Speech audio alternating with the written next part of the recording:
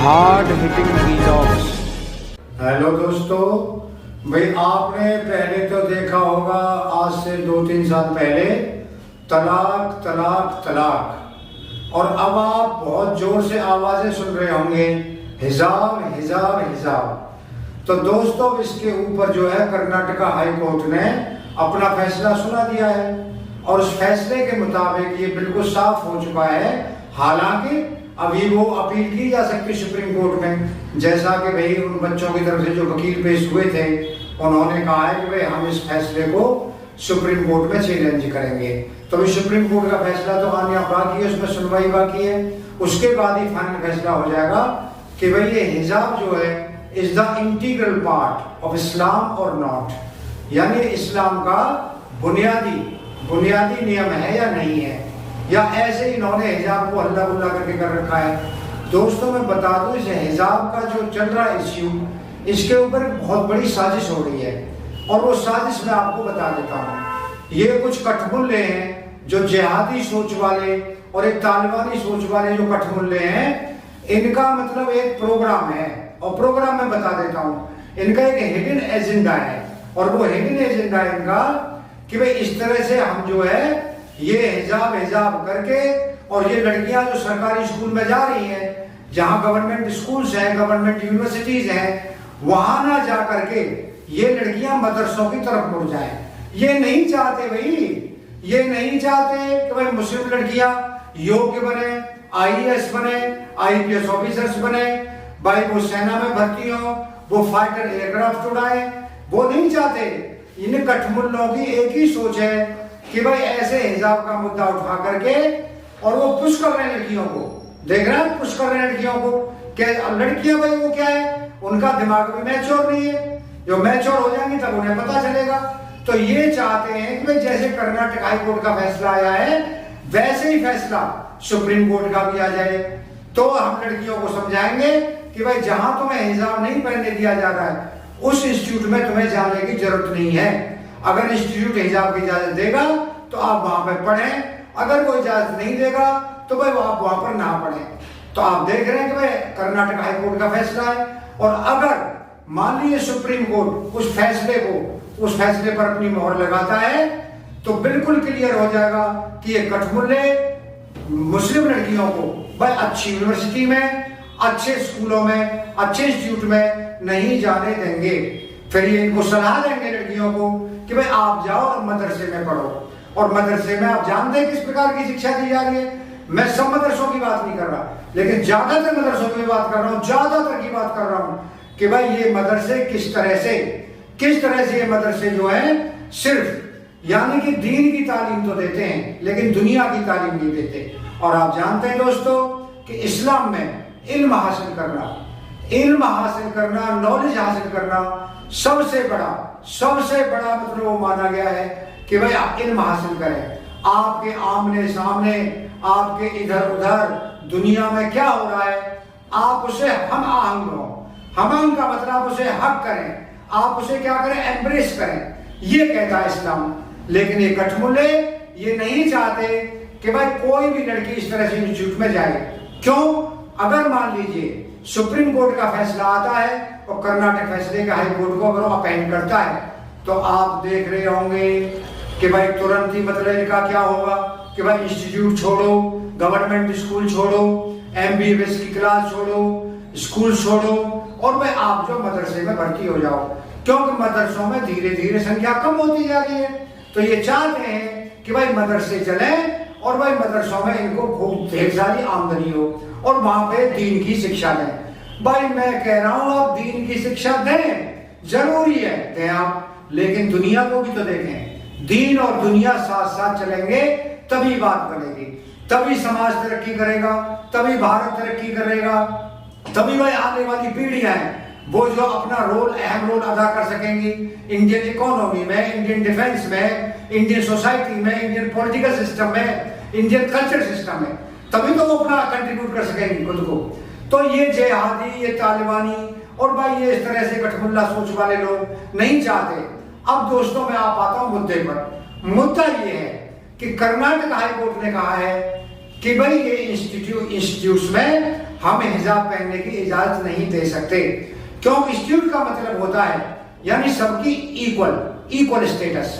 जैसे कि कोई भी जब स्कूल की यूनिफॉर्म पहन लेता है तो ये पता ना चले कि भाई मुस्लिम है, ये ईसाई है, ये सिख है या ये हिंदू है, और ना ये पता चले कि भाई ये अमीर है या गरीब है। कोई भी चीज, ना ये जाति का पता चले कि भाई ये हाई कास्ट है या लो कास्ट है, क्या है। तो आप जानते हैं भाई इस तरह से वर्दी को अपनाया गया, यूनिफॉर्म को अपनाया। यूनि का मतलब एक जैसा, यानी यूनिफॉर्म को अपनाया गया, जिससे कि कोई भी बच्चा अपने साथ भेदभाव महसूस ना करे और सब खुद को बराबर जाने और बराबर महसूस करें और वह इक्वलिटी का भाव बना रहे। इसीलिए उन्होंने फैसला किया है। दोस्तों, आप जानते हैं कि भाई सरकार ने अगर किया है, और मैं भी ये नहीं चाहता कि हिजाब पर रोक लगे। भाई मैं तो ये चाहता हूं कि हिजाब पहने, आप मार्केट में हिजाब पहने, आपका कोई तीज है त्योहार में हिजाब पहने, आप घर से बाहर निकले आप हिजाब पहने। भाई हिजाब पहनने से कौन रोक रहा है? लेकिन जो इंस्टीट्यूट के रूल्स हैं, भाई जो इंस्टीट्यूट के रूल्स हैं, आप वो मानेंगे कि नहीं मानेंगे? वो तो सब ये कहते हैं कि भाई नहीं, इंस्टीट्यूट में हिजाब पहन के जाएंगे। तो ये बात जो है कर्नाटक हाई कोर्ट ने सिरे से खारिज कर दी है। और कर्नाटक हाई कोर्ट ने एक बहुत बड़ी बात कही है, जो संविधान का अनुच्छेद 25 है, उस 25 में बिल्कुल साफ साफ कहा गया है कि भाई इक्वालिटी और धार्मिक आजादी दी गई है। लेकिन कर्नाटक हाई कोर्ट ने कहा है कि भाई हिजाब जो है वो इस्लाम का इंटीग्रल पार्ट नहीं है। यानी कि जो 5 उसके जो बेसिक रूल्स हैं, वो 5 बेसिक रूल्स तो आते हैं इस्लाम में, लेकिन हिजाब कहीं भी इस्लाम में बेसिक रूल्स में नहीं आता। वो सिर्फ क्या एक सामाजिक व्यवहार है, वो एक परंपरा है, उस परंपरा को माना जा सकता है। अब दोस्तों मैं आपको बता दूं कि जैसे 3 तलाक को पहले भी इन्होंने क्या कहा था कि भाई इस्लाम का ये अटूट हिस्सा है, इंटीग्रल पार्ट है इस्लाम का। लेकिन बाद में पता चला कि हिजाब, तलाक इस्लाम का इंटीग्रल पार्ट नहीं निकला, और फिर उसके ऊपर कानून बनाया गया। और तलाक वाले कानून को जो 3 बार कह करके भाई एक लड़की को इस तरह से छोड़ दिया जाता था, उसे कितनी तकलीफ होती थी, उसके परिवार में उसके माँ बाप को कितनी, उसके भाई को कितनी तकलीफ होती थी, ये इनको नहीं पता। इसीलिए उस पर कानून बनाया गया। पहले इसको भी कहा गया था, बड़ा प्रचार प्रसार किया गया था कि भाई ये तो कुरान बदलनी पड़ेगी, शरीयत बदलनी पड़ेगी अगर 3 तलाक पे कानून आता है तो। ये तो भाई इस्लाम का इंटीग्रल पार्ट है, अटूट हिस्सा है, अभिन्न अंग है। लेकिन इसी तरह अब ये हिजाब के ऊपर लगे हुए हैं, भाई हिजाब भी अटूट अंग है। भाई हिजाब आप पहने, आपको कौन रोक रहा है? कौन रोक रहा है आपको? अब मैं आपको एक मुद्दा और बता दूं, सरकार चाहे तो धार्मिक मामलों में हस्तक्षेप भी कर सकती है। मैं आपको बहुत से एग्जाम्पल दे दूं, जैसे भाई ये छुआछूत है, ये आप देख रहे हैं भाई हिंदू धर्म का क्या था, इंटीग्रल पार्ट हुआ करता था, बता दें इंटीग्रल पार्ट है, लेकिन ये सिर्फ एक परंपरा थी, ऊंची जाति नीची जाति, और ये इतनी बुरी, इतनी घृणित और इतनी मतलब जो खुद से सोचती है कि धीरे धीरे क्या होगा, अनटचेबिलिटी का कानून आया, छुआछूत पर रोक लगाई गई और इसे संविधान का मौलिक अधिकारों में शामिल कर दिया गया कि भाई जो छुआछूत करेगा ये पनिशेबल ऑफेंसिव बना दिया गया, इसे जो है एक दंडनीय अपराध बना दिया गया। तो सरकार ने दखलंदाजी करी, तो छुआछूत जो एक परंपरा के रूप में आ रही थी उसे खत्म कर दिया गया। दोस्तों आपको पता होगा छुआछूत भी होगी। अब इसके बाद सती प्रथा पता होगी कि सती प्रथा को भी भाई क्या माना जाता था, हिंदुओं का इंटीग्रल पार्ट माना जाता था, और इससे भयानक और भाई इससे बहुत ही डेंजरस और बहुत ही घृणित मतलब प्रथा थी हिंदू धर्म में। लेकिन सरकार ने कानून बना करके और भाई सती प्रथा को भी समाज से हटा दिया गया। भाई बाल विवाह आ गया, तो ये भी क्या था भाई, पाठ था हिंदू धर्म का, लेकिन बाद में बाल विवाह अधिनियम आ गया, उसे भी हटा दिया गया।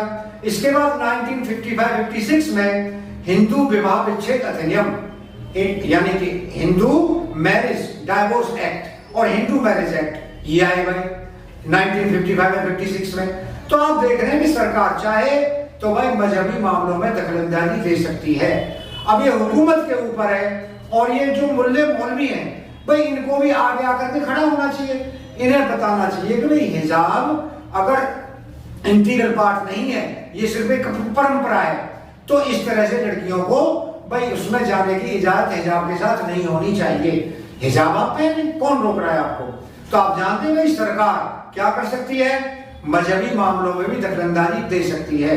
अगर कोई ऐसा मजहबी मुद्दा, कोई ऐसा मजहबी परंपरा जो भाई समाज के विकास में आड़े आ रहा है, उसमें बाधा बन रहा है, तो सरकार को उसको रोकना चाहिए। और सरकार ने भूतकाल में ऐसे बहुत से कानून बनाए हैं और उन परंपराओं पर रोक लगाई है। तो भाई इस्लाम में ऐसा क्या होगा? अगर इस्लाम इंटीग्रल पार्ट नहीं है ये हिजाब जो है, तो हिजाब पर भी रोक लगे, खास तौर से इंस्टीट्यूट्स में। और भाई जिसको पहनना है वो पहने। अरे भाई हिंदुओं में आप देख रहे होंगे औरतें कैसे लंबे लंबे घूंघट मार के, हमारी बहनें बेटियां ससुराल जाती हैं या ससुराल में जब रहती हैं तो कोई जो रिश्ते में बड़ा होता है, जैसे जेठ होता है, ससुर होता है और गांव के बड़े बुजुर्ग लोग होते हैं, उनके सामने वो क्या करती है? पर्दा करती है। पर्दा भी एक हिजाब की तरह है, मानो उसके जैसा नहीं हो लेकिन है तो वही। तो इसीलिए अगर कोई ऐसी बुरी परंपरा है तो सरकार को आगे आना चाहिए और सरकार को कड़ी से कड़ी दलील सुप्रीम कोर्ट में देनी चाहिए। जो सुप्रीम कोर्ट में हाई कोर्ट के फैसले को चैलेंज करने के लिए आ रहे हैं, तो सरकार अपना मजबूत से पक्ष रखे और इस प्रथा पर रोक लगनी चाहिए कि भाई इंस्टीट्यूट में, यूनिवर्सिटीज में, स्कूल्स में हिजाब पहनने की आजादी ना मिले। वहां पर स्कूल यूनिफॉर्म चलेगी, ना कि वहां पर हिजाब चलेगा। दोस्तों, अगर आपको वीडियो पसंद आया हो तो भाई आप चैनल को सब्सक्राइब करें, वीडियो को लाइक करें, ज्यादा से ज्यादा शेयर करें। आपका बहुत बहुत धन्यवाद। Thank you very much.